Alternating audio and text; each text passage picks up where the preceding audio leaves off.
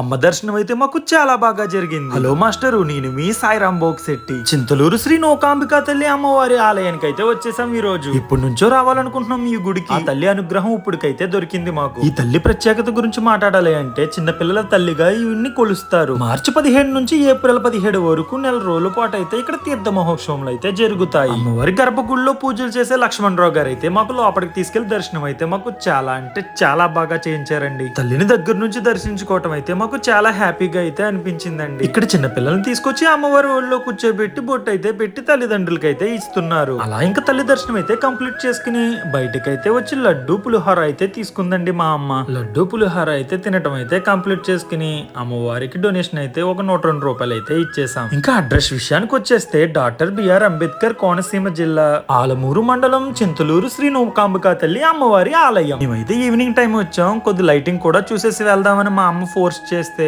అలా కొంచెం షాపింగ్ అయితే చేసి లైటింగ్ అయితే చూసామండి. చాలా బాగుందండి. లైటింగ్ అయితే చాలా ఎక్కువే పెట్టారని చెప్పాలి. ఇంకా అలా లైటింగ్ చూసుకుని ఇంటికి స్టార్ట్ అవుదాం అనుకుంటే ట్రాఫిక్ అయితే చాలా ఎక్కువే ఉంది. ఇంకా ఆచికి ఆపోజిట్ లో ఉన్న మష్రూమ్ పకోడీ అయితే చెప్పేసా ఒక 150 గ్రామ్స్ అయితే 100 రూపీస్ అయితే చార్జ్ చేశారు. టేస్ట్ విషయానికి వచ్చేస్తే చాలా బాగుందండి. టేస్ట్ అయితే మాత్రం మీరు ఎప్పుడన్నా వెళ్తే ఇక్కడైతే మాత్రం ట్రై చేయండి. ఈ లైటింగ్ చూడటం కోసం చాలా సేపు వెయిట్ చేసాం మేము. లైటింగ్ అయితే చాలా బాగుందండి. లైటింగ్ అయితే మాత్రం వర్త్ అనే చెప్పాలి.